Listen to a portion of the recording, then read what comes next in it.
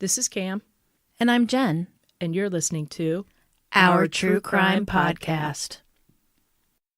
This is Edward October, and I'm here with my friend, Rollo, the Devil Doll. You see, I must explain. Like all demonic ventriloquist dummies, Rollo has a problem with swearing. Rollo, stop it. We're here to tell everyone that our True Crime Podcast may not be appropriate for all listeners. 'Cause they're so filthy. Rollo, it's not that.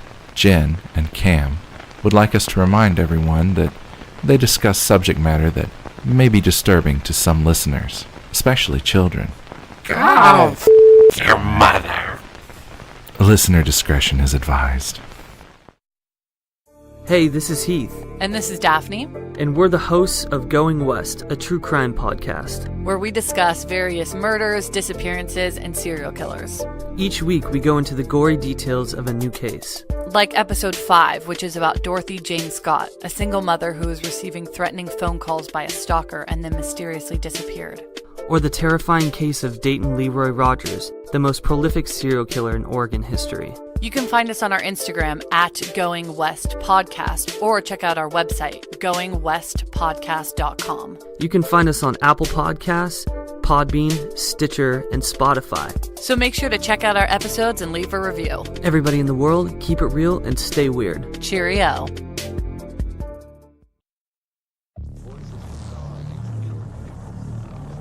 It is in human nature to have extremely enjoyable feelings that make you feel guilty.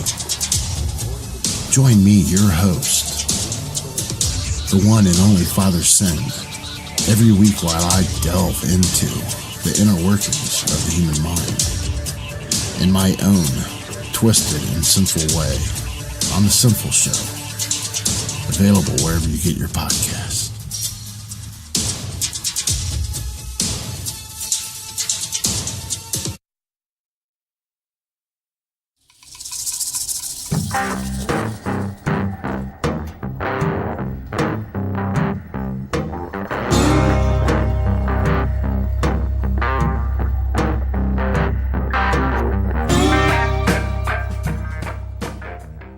What exciting true crime do you have for us today? Well, I have a story that takes place in Missouri. Missouri. Do you say Missouri or Missouri? Missouri. You say St. Louis, Missouri? Yeah, so do I. St. Louis, Missouri. Yeah, so do I. Okay, anyway. All right, I'm going to take, you ready to go? I'm ready. I'm ready. I'm ready. Eddie. SpongeBob. All right. So it's 11:15 p.m. on April 4th, 1991, and 20-year-old Angela Marie Hammond is talking to her boyfriend, Rob Shafer, on a payphone located in a parking lot of the Food Barn. You know, it's a small town. Food barn, yeah. The store, which was located at Jefferson and 2nd Street in Clinton, Missouri, also happened to be approximately 7 blocks from her boyfriend Rob's house. Angela had just phoned Rob to explain to him that she was too tired to come over to his house like they had originally planned earlier in the day at a barbecue, and instead thought she would go home and take a nice hot bath. Now there's good reason for Angela to be overly tired because Angela was 4 months pregnant. She and Rob were going to be welcoming a baby very soon, and they could not be more thrilled. As the two are talking and laughing, Angela notices something strange. She becomes uneasy and tells Rob. This would be the last time the two would ever speak. In November of 1990, 19-year-old Angela met Rob Shafer. Shafer was an 18-year-old high school star athlete. He had planned to join the military. They fell quickly in love, as you know, little lovebirds often do. And what month was this? November of 1990. Okay, so they were high school. So. Yes. She's 19. She's a little bit older than him. Oh, Cradle Robin. Yeah. And in the following year, in January 1991, she had told Rob that they're expecting. He was actually happy about the news, and they were going to make it work. Rob proposed to her, and Angela, of course, said yes. Young love. Times are different back then, right? Run. No, just kidding. Angela Marie Hammond was born on February 9th, 1971. Steve's age. To Marcia and Chris Hammond. The Hammond family lived in Kansas City for Angela's first 4 years of life, and then they located to Clinton, Missouri, where Marcia's parents, Lloyd and Elizabeth Young, were living. Clinton's up north, correct? Like in the northeast count? Clinton, Missouri is a small rural town populated by about 9,000. It's located in Henry County, also happens to be the county seat. Whoop, whoop. Clinton boasts that it has, I thought this was so cute, it has the largest downtown square in all of Missouri. Wow. Right? It's cute. It's very small townish. Very charming.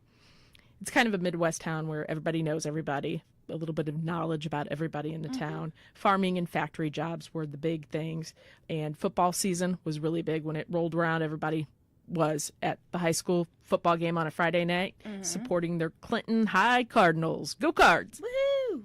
The newly engaged couple soon moved in together at a rented trailer home and started planning their life together. Now, Angela was working at a local bank, which, side note, that's the only job I've ever been fired, as a night processor, and she was taking courses at Central Missouri State University in Warrensburg. Go Mules! Mules! That's my first year I went, remember? Warrensburg is located about 30 miles from where they lived, and Rob was still planning on enlisting in the military later that summer. So they're doing well. I'm glad to see they were going to college. Yes, smart kid. Cute. They were cute, too. So it was just 4 months later that things would change in these young lovers' lives. It was the evening of Thursday, April 4th, 1991. Angela and Rob went to Angela's mother's house for a family barbecue.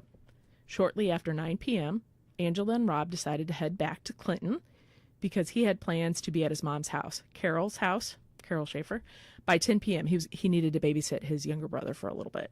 Rob and Angela had agreed to meet up later that night when Rob's mom had returned, and then his baby brother would be taken care of. Angela dropped him off at his mom's house, and she decided to go hang out with one of her good friends named Kyla. And much like small towns, we can relate to this. They would go cruise the downtown square, Fifth Street. and just kind of run into people, talk to them as they're in their car. Is that the biggest square? That is the largest Biggest square square? in the state of Missouri. Or the county seat Didn't look square? that big either, but whatever. Hey, everybody's got to brag about something. So at approximately 11:15 p.m., Angela and Kyla parted ways for the night. Okay, so she was supposed to go back and see Rob.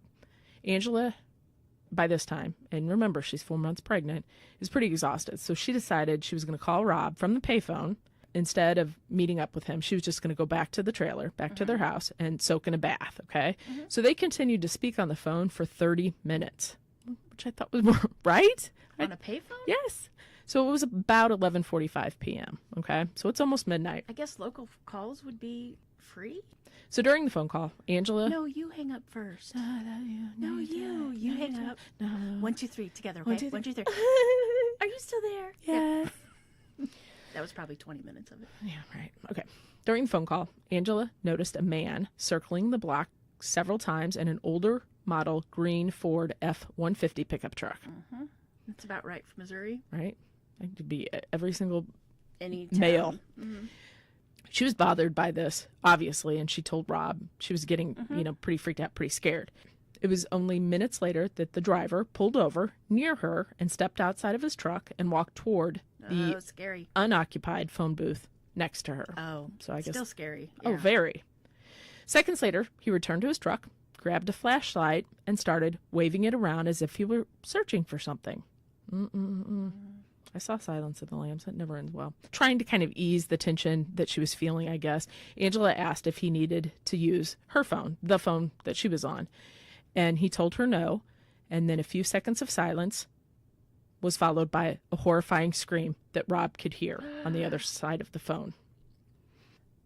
So Rob, not very far away, he was at his mom's house, dropped the phone immediately and ran to her location. Small town, he knows exactly where she is. So on his way to get her, he notices a truck that she had described matching, getting ready to pass him, coming the other way. Right. He said that there was a woman struggling with the driver, Oh, gosh. and then he heard the woman scream, "Robbie," out loud. How heartbreaking. So he put his vehicle in reverse, made a sharp U-turn, to try to chase the I truck. thought you said he was running there. No, well, running like He ran to the car. ran to the car. Yeah, ran to her aid. Sorry. Gotcha. Because I was like going to say, why didn't he take the car? He did the sharp U, started chasing. It was determined that he went about 2 miles, and then, we talk about this all the time, how this just things happen, and the stars align, things fall into place, whatever. His transmission malfunctioned, and it stalled in the middle of the road. And Rob's did. So all he could do was see the truck with the struggling woman, which his love of his life with his unborn child, driving away. Oh, God. With his car broken down, Rob had no choice, but he had to walk back to town. So a passing motorist noticed him and picked him up and took him immediately to the police station. He informed the police, what had occurred, what he witnessed, and all that stuff, the incident. So Rob explained to the police that Angela had described the driver as male, and he was filthy and bearded. He was wearing coveralls, dark-colored baseball hat, eyeglasses, and he had a full-grown beard with a mustache. The truck he was driving was a green Ford F-150 with a white top, and he thought it to be approximately from the late 60s to early 70s. There was some partial damage on the left side front fender, and on the rear window was a mural of a fish jumping out of water. Mm-hmm. So obviously... It's any truck in Missouri. Yes, but very detailed. Right. Very detailed. I mean, that's pretty good. A composite sketch of the person of interest was created. That was met with a little bit of scrutiny later on because it had left out some key characteristics that Angela had described to Rob. The police sketch did. Right. As is often the case, the police would be skeptical of... the boyfriend. Of course, Rob. And especially because she was pregnant. Mm-hmm. Not yet married. Not that matters, but just saying. Obviously, they thought this was a little too convenient, a little too weird that he would witness this, hear about it, and disappear. They did, however, find his vehicle undrivable, exactly where he said it was. And it was shortly after that they found Angela's car abandoned at the shopping center parking lot with her purse still inside. Detective Damon Parsons of the Clinton Police Department notified Marcia on what had happened and where they were at that very moment. Marcia contacted Angela's dad, Chris, who immediately made the trip to Clinton and ended up staying there for several weeks, as most people would, right? To try to find their daughter. In the first week of the investigation, Rob was considered the prime suspect of her disappearance. He passed a polygraph test, and 2 witnesses did come forward claiming that they saw the truck that Rob had described to police. So he was eventually ruled out, which always makes me wonder about all the lost time, when it takes. Yeah, because you focus on somebody. You would hope that they could, have one person focus on them. It happens a lot, though. I mean, because sometimes you'd think if it quacks like a duck, walks like a duck, it's a duck, Sometimes but then often it's not. And that's, how many times are people... But the majority of it is usually somebody that you know. Yeah, that's exactly. So, we're chatty today. Police continued interviewing friends and family, questioning them, looking for extra details. They focused on Angela's ex-boyfriend for a little bit. His name was Bill Barker. He was 17 years old. There were rumors going around that he was, in fact, the father of Angela's baby. Oh. But he denied those allegations, and into looking further, he also was no longer considered a suspect. The community rallied around. There was missing posters up all over the place. They were plastering all the storefront windows of the town. Very small, as I've stated. So this was huge news. Right. Everybody knew Angela. Everybody knew she was missing. Everybody knew the story. There were over 250 volunteers that came out to conduct an air and ground search, looking all over Clinton for any signs of her, any clues, anything. They checked everything, abandoned buildings, abandoned water wells, county roads, deep in the woods. They looked it all over. 11 days later, the Clinton Police Department contacted the Missouri Rural Crime Scene Squad, seeking help with the investigation. 25 police officers from 15 neighboring counties were sent in to help. The Missouri Highway Patrol also started looking through their vehicle database to see if they could locate a truck similar to that. Do you want to take a stab at how many there were? 150,000. not that many, but still. Okay. Six- just in that area? Yeah. Oh, not in the whole state of Missouri. It's probably the whole state, but still. I mean, Okay. this is still a lot. It's a green Ford pickup with a mural, you know? Mm-hmm. 1,600. Oh, yeah. 1,600 potential pickup trucks matched what was described to Rob through Angela. It's been 11 days, though. Police were starting to become very frustrated, I guess is a good word for it. Perplexed. How could a small town with so few people, how could this happen and nobody see anything? Nobody know anything? Was it a passerby? Like, how could this happen, basically? So what they started to do was look at some nearby similar stories from around that area, disappearances that had happened, any kidnappings, anything like that. And so what they came up with was this.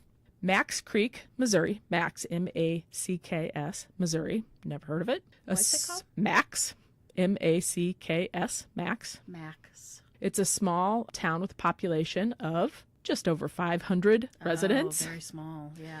Saturday, January 19th, 1991, 42-year-old Trudy Darby was working the night shift at the local K&D convenience store. Never work a gas station overnight. No. It's terrible. At approximately 10 p.m., Trudy was in the process of closing up the store for the night when she noticed 3 men lingering just outside the store. Now, she was feeling a little weird, obviously, so she called her son, Waylon Darby. Such a Missouri name, isn't it? Waylon. She asked him to come up there because she was feeling kind of scared. So her son said, of course, and arrived 10 minutes later. But his mom was nowhere to be found. 2 days later, on January 21st, 1991, Trudy's nude body was discovered 15 miles away in Little, I think it's Niagara River. She had been shot twice in the head by a .38 caliber. About 1 month later, Wednesday, February 27th, 1991, another case that was pretty similar occurred 80 miles away in Nevada, Missouri. Nevada. Cheryl Ann Kinney is a 30-year-old wife, mother of 2, and she was working at the Quality Convenience Store located on Business 71 Highway. Again, it was 10 p.m., and she was in the store with the store janitor and a male customer. Now, the store typically stayed open until midnight, but it was pretty slow, so she decided she was going to close up shop a little bit early, and she went ahead and told the janitor that he could, custodian. That's a better word for it, isn't it? Custodian is. Could, Most important person in the job. That's right, buddy. And she told the custodian that he could go ahead and leave early. So she proceeded to count her drawer and put the money back into the back So room. she let the custodian leave before she counted the money? Yep. Ooh, no. Mm-hmm. At 10:17.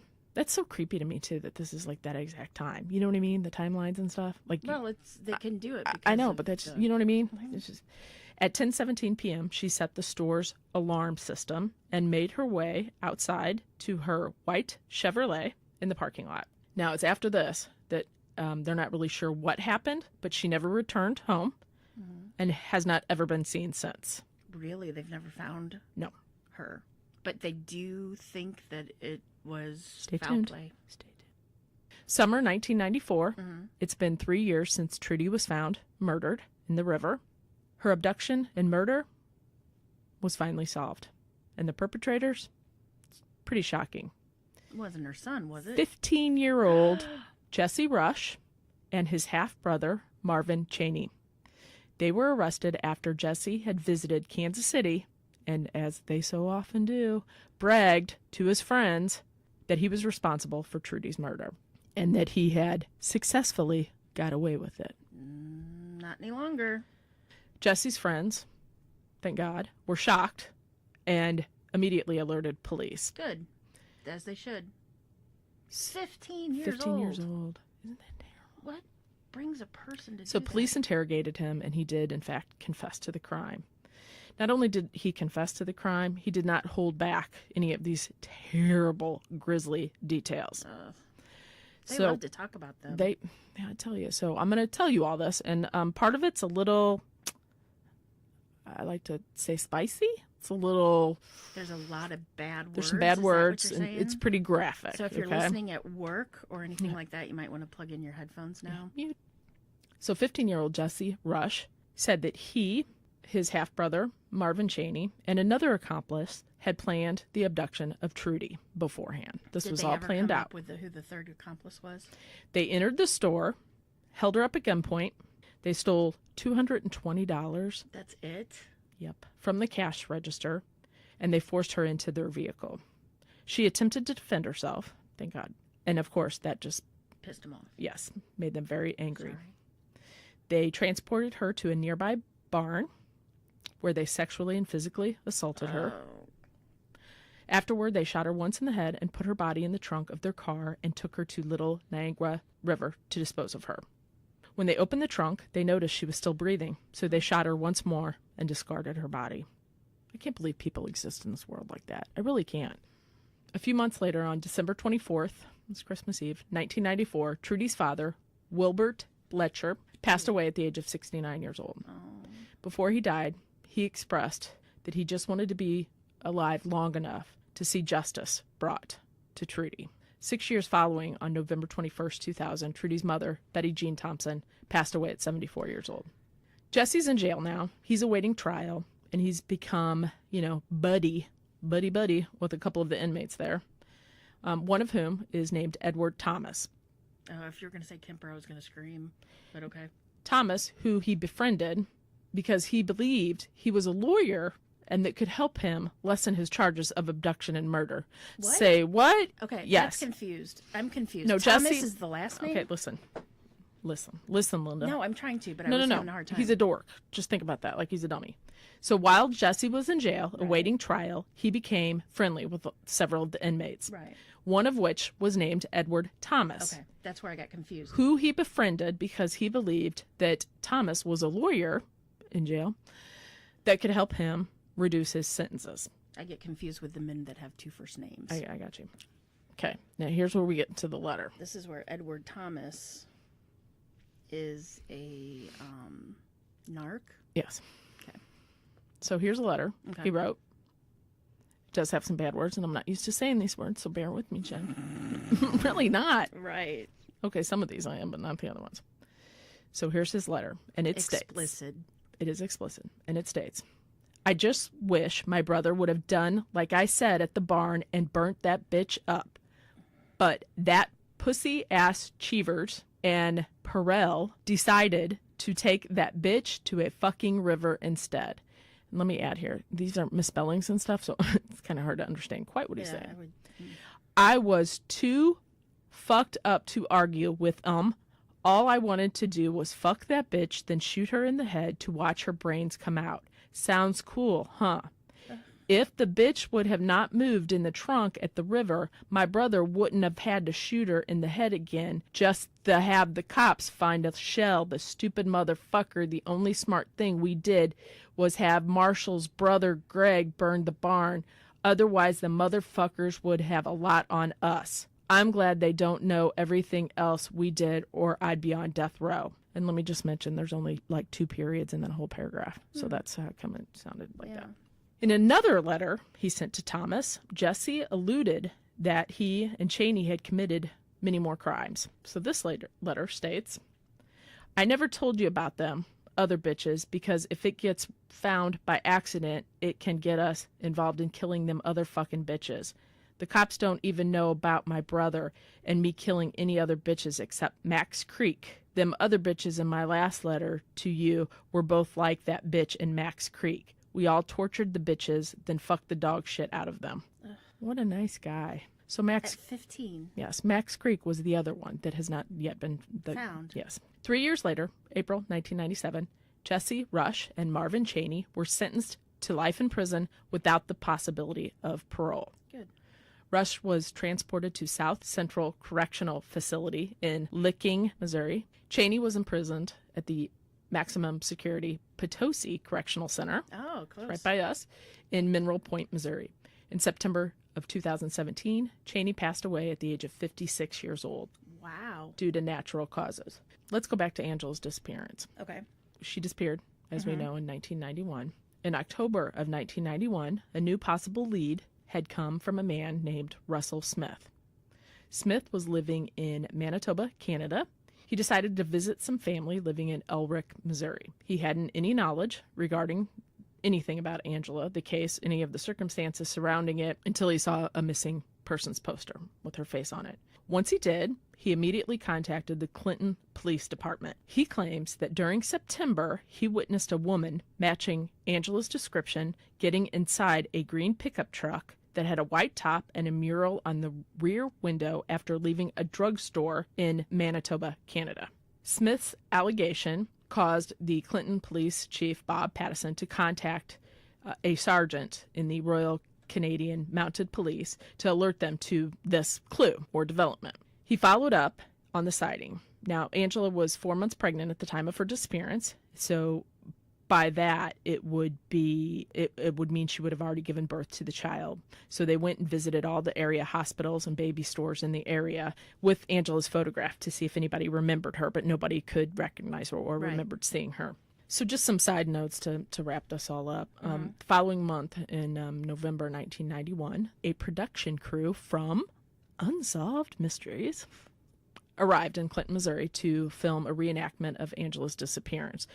The episode was broadcast on television the very next month, and with all that coverage, David Rader, who was the producer for the TV show, urged law enforcement not to get too excited, not to have their expectations too high because it could be crushed. He said that of the 49 missing person cases that the show had covered, only 2 had been solved by the public. That's still better than nothing. I mean, I'd take it. Right? I actually remember seeing that show. I remember I do that. too. That's, I guess just because it was in Missouri, that's always stuck in my head, you know. And she was so close to our age. Another odd note to point out here, and well, I'm just going to say it. Because it doesn't really have anything, but it's odd how things work, right? So in the summer of 1992, there's another big case from Missouri. Do you know which one that is? Springfield, Missouri? Oh, the missing 3. Yes, the Springfield 3. We knew something was happening because her cigarettes were gone. Cheryl Levitt, She'd never leave Susie without her Streeter, and Stacy McCall vanished without a trace on that night in summer of 1992. Everybody was shocked, obviously. Shortly thereafter, Marcia became friends with Stacy's mother. Marcia, who was Angela's mother, became friends with Stacy McCall's mother, Janice McCall. And they ended up becoming good friends and moral support for each other, right? Again, a club that nobody ever wants to belong to. The 2 of them were later on Oprah Winfrey, to talk about missing loved ones. They were hoping, obviously, that somebody would see the show and it would bring some new information forward. Angela's disappearance was stagnant for years. The police ruled out Jesse Rush and Marvin Chaney, those 2 losers that we talked about earlier, as suspects in Angela's. They couldn't find any hard evidence to link them to Cheryl's vanishing either. Now, Cheryl's was the other girl that went missing. Yes. In April of 2009, new information was brought forth by the Clinton Police Department, and they provided a statement to media claiming that they had new evidence in the case, particularly of the DNA nature, but due to advancements in technology and forensic science, they never elaborated fully as to what they had found. Hopefully they found the DNA and it's just not matched anybody, and we don't know that yet. You know what I mean? So wrapping this all up, it's been 27 years since Angela disappeared. She would be 2 years younger than us, FYI. And there's really no more answers to her disappearance. They don't know what happened to her. The Hammond family still struggles, obviously, because they're missing her. They still are in contact with Rob, who would have been her husband and the father of her baby. Rob, father of their grandchild. Child. Yes, Rob went on to marry somebody and have a family, and still to this day, they don't know what happened to Angela. No, okay. I thought that the composite, she did describe him, though, as having a beard and everything. And dirty. Then why would they even go after the 2 boys? Well, I don't really know what the one of the boys looked like. I mean, the one was 15, but the other one was a little bit older. I don't know if he had a thing. I mean, they just checked it out because that is a small area, and all of that occurring up there, it's not like it's a big city, you know? Maybe that, Yeah. Interesting. So I guess if you want, I will provide all this background on the blog, the No, you won't. I will do it. police department number and such, if anybody would have any leads or information about Try it. to bring Angie's family to some sort of Some peace. sort of peace. I couldn't imagine that, knowing that your child's out there, Yeah. not knowing where they are. I think it would almost, Horrible. I would rather know that my child was dead and have final closure than to not know where. I can't think about that. Horrible. All right, Jen, that's the case. So you want to tell the good people where they can find us? Check us out. Twitter, at Our True Crime Pod. Our blog, which is up to date now. Thank you very much, Jennifer. It is ourtruecrimepodcast.com. Facebook page. Come in and talk to us. I'm really bad at keeping it up. Do it. Go to Facebook. Where else? I think that's it. We have an Instagram account, but I don't know how to use it, and we're trying No, to. use it, but Check out Glenn at Glenn Think Stuff Instagram. He is now a Glenn Fluencer. If you follow him on Instagram, he will tell you all the cool things to do and buy and go see because he is a Glenn Fluencer now. Mm-hmm. And don't forget, in the next couple weeks, Crime Shark podcast is going to be hitting your local podcasters. Dun dun dun dun dun dun dun dun dun dun. And also Jaws, get it? Nap Time Nancy podcast that we're excited for him. We can't wait to listen. All right, remember, lock your doors. Stay fresh, cheese bags. No, that's not right, is No, it? that's not right, Jen. No. They're not cheese bags. No. Go ahead. Again. Okay. Remember, lock your doors. And keep passing by those open windows. Bye-bye. Love ya. But you don't know if it's northeast or northwest or... Well, I'm going to get to that. I think it is. True reporters can answer questions like this. No. I know, but I looked this up and I can see it on the map. So it's above Kansas City, so it's west, right? Northwest. Northwest, yes. See, whatever. Girl. Where are we? Olathe. I'll tell you that story one day. I'm bad with my own money. I can't imagine being... It was terrible. I double cashed a check. Oh, nice. Well, just... $1,600. Oops. Anyway. It put me into debt. It was terrible. It was You had that crappy car. it I doesn't need it because my car might break down. Well, I'm a chicken, you know that. know. But it doesn't matter. I have to talk to my friends all the time. Anyway. Trying to ease the tension, Angela, I guess, asked. No, I gotta say that again. I was gonna say, I guess, because it's such a small town, you would say that. You know, you'd feel. I I probably wouldn't. You would. I wouldn't. Oh, Hey, heck can no. I help you? Nope. Are you missing a puppy? Oh, wait, you got candy? Yeah. So Rob, Now, obviously. she described the truck to Rob on the phone, right? she did. That's how we know the truck. Yep. And wasn't there like a... Yep. Which I always called overalls. I guess that's service? the same. Well, no. Coveralls is... The long sleeves. Coveralls is... Cover all. Coverall is what mechanics wear so they don't get grease or anything on their body. What Michael wears on Friday Yes, the 13th. yeah. That's a coverall. And overall. Overalls are the bib. Yeah, I like overalls. Yeah. Okay. That Dark. was your fashion lesson for today. Thank you for attending my TED Talk. So, I said so one more time. I'm going to shoot myself. So, And you I ready? want you to know I am listening to No, you, it's fine. It's fine. But I'm trying to get Nancy asked a question. No, it's fine. So, At approximately 10 p.m. I mean, some have to, but there was just a girl. You guys know me. I love my animals. I'm on a cat group on Facebook. It's called like Cocaine Kitties or something like that. And one of the most frequent posters was just killed while she was working in. Well, a lot of times now they lock the door or they have the bulletproof glass, you know, but still, it's just... No, this was in a small town. And That's what I mean. Like, what guy if just the walked guy in looked and- normal and he's like, hey, can you come help me? I'd totally... This poster was like one of the sweetest, like constantly posted, and No, it's she was terrible. gunned down. Yeah, it was awful. Niangua? I know where this river is too, and I don't know how to say it. Nianguaga? That sounds like you. The little river. Oh my god, the little river. Little just a Nangua. Again, should we look it up, or do you want it to just be a Jen and just No, say whatever it is? I think it's Niangua. It's Nian, Niangua. G-U-A. I guess look it up. 'Cause I don't want to be... Niagara. Yeah, I don't want to be that guy. You know what I mean? It's okay when it's Russian. Well, that's what I'm saying. This I know where this is. This is like on the way. This river goes right on the way to Springfield. G-U-A? How do you say it? How do you say? How you say N-A-I-N-G-U-A? Yeah, it's a town too. There's big, whatever, and then there's a little one. Ready? Here we go. Oh, Niangua. Is that right? Niangua. All right. Niangua. Yeah. Wayland. Darby. Of course. Wasn't Waylon Jennings, No, correct? it's Wayland Darby. So, of And course. I'm not making fun of Wayland. No, Wayland. Wayland. Remember Wayland McKay? Wayland. Yeah. That was Wayland. L-A-N-D. This is Lund, like Waylon Jennings. Wayland. And I'm sure it was because of Waylon Oh, Jennings. of course it was. Because Sharon Kinney is the Cheryl, homicide Cheryl Land. housewife to... She sure is. Okay, let's go back there, Jen. Come on now. Sorry. It's okay. No, it's okay. The name struck me. I got you.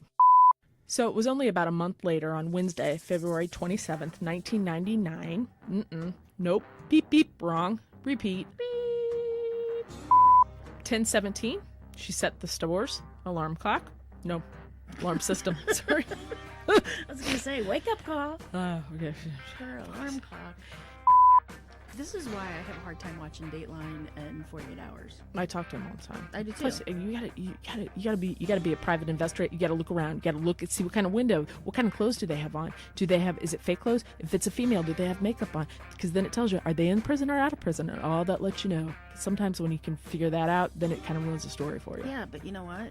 Remember when Josh Yeah, I know, but Mankiewicz was saying the still the room jacket? though. Still the room. Like you. That's what I said. You gotta look around. Hi, pretty. Your hair looks really cute, Hattie. Ew. Right. So fat. And that's a great length for her hair. Oh, it is really cute. It looks really. Summer, 1994. Just kidding. Summer, 1994. 3 years Are later. you ready for the summer? I am. 15-year-old Jesse Rush and his half-brother Marvin Cheney. Do that again, because God only knows what they were doing. I think they're bowling upstairs. Bowling for dollars. Do you remember that show on Saturdays? That's why we have the kick-ass Bowling Hall of Fame. That here is in right. St. That's Louis. right. I forgot about that. Come to St. Louis and come to see the cards and stay for the Bowling Hall of Fame Museum. I just noticed your shaved off eyebrow. It looks good. It looks terrible. Right. I didn't color it in today. Can you believe that? Am I stupid or what? Oh, I thought it was the other side. No, it's this one right there. There's a little circle. See I it? thought it was this side. Oh, God. I have tiny eyebrows. I'm not very hairy. Wait till you see Harper's. Oh, they're bad? She did the gangster thing, Oh, and then that's- she claimed that it was wrong. It's just hard to fathom. I don't get it. I think that's why I like... Okay, I right? can't even talk. No. Finding your kid did something like this? No. Yeah. No, I can, but yeah. Did Hayden kill somebody? Is that what No, one of the but- trash bags were for? Yeah, Missouri? yeah. I just got rid of them. I'm like, hey, I can't take it anymore, dude. I've told you how many times to clean your room, so you're going out with the trash. And he screamed a lot, but whatever. He's quieted down overnight. So. Thank God. Okay. Many more abductions and unsolved crimes that haven't been solved. Inside Croms. Wait, so this I kid... gotta say it again. I gotta say it correctly. Come on, I I'm know. gonna do the whole paragraph again. Okay, so I now like the name Croms. 3 years later, in April, He was sentenced, right? Just hold on. Okay. Well, it takes 3 years, so I was just hold on. wondering. It's a story. I'm telling you a story. I sit back. 3 years later, April 1997, Jesse Ulysses never took this long, did he? Jesse Rush and Marvin. I can go really slow. This is how I drive when people piss me off behind me. I'm just going to slow down. Here we go. Denver votes to weigh decriminalization of magic mushrooms. Magic mushrooms are going to be legal? They're voting on it. Are you kidding me? We're gonna have to move to Denver. I don't know about that. Marijuana I agree with, but then magic mushroom...